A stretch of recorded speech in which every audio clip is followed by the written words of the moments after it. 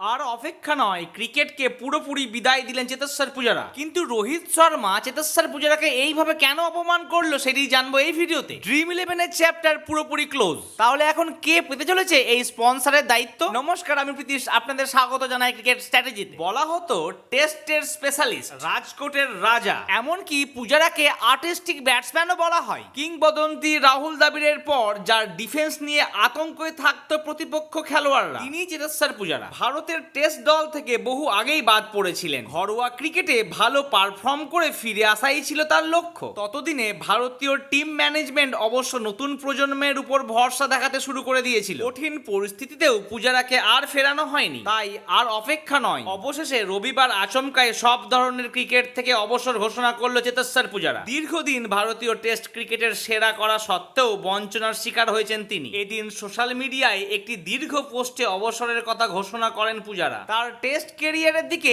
একবার নজর দিন। 103 ম্যাচ, 176টি ইনিংস, 7195 রান, এভারেজ 43-এর ওপরে, 35টি 50 আর 19টি রয়েছে 100। কিন্তু সব থেকে গুরুত্বপূর্ণ বিষয় হচ্ছে তিনি 16,217টি বল ফেস করেছেন। তাহলে বুঝতেই পারছেন টেস্টে এতটি বল ফেস করা শুধু যে ব্যাটেই সম্ভব তা কিন্তু নয়, শরীরের কোন জায়গায় লাগেনি তার ফার্স্ট ক্লাস ক্যারিয়ারও কিন্তু দুর্দান্ত। কিন্তু আপনারা কি জানেন পূজারা আইপিএলও খেলেছে? তার ফার্স্ট দল ছিল কেকেআর, তারপর আরসিবি, তারপর পাঞ্জাব, এমনকি চেন্নাইও খেলেছে সে। আইপিএল ক্যারিয়ারে 30টি ম্যাচ খেলেছে আর 22টি ইনিংস, রান কিন্তু উনি করেছেন 390। এবার জানাবো রোহিত শর্মা পূজারার ব্যাপারে কি বলেছে। তার আগে একটু ছোট্ট করে লাইক করে দিন আমার এই ভিডিও থেকে, চ্যানেলটিকে অবশ্যই সাবস্ক্রাইব করুন। রোহিত শর্মা যখন প্র্যাকটিস করতে যেত আর যখন বাড়ি ফিরে আসতো তাকে বড্ডই ক্লান্ত লাগতো দেখে। তাই তার মা জিজ্ঞেস করতো যে তুই যখন যাচ্ছিস তখন এক চেহারা নিয়ে আর যখন ফিরে আসছিস তখন এই অবস্থা কেন? তার উত্তরে রোহিত শর্মা জানায়, চেতেশ্বর পূজারা নামে একটি ব্যাটসম্যান আছে, সে সারা দিন খেলে, এমনকি 2-3 দিনও ব্যাট করে আর আমাকে ফিল্ডিং করতে হয়। তাহলে বুঝতে পারছেন পূজারা কোন মাপের ব্যাটসম্যান। Dream eleven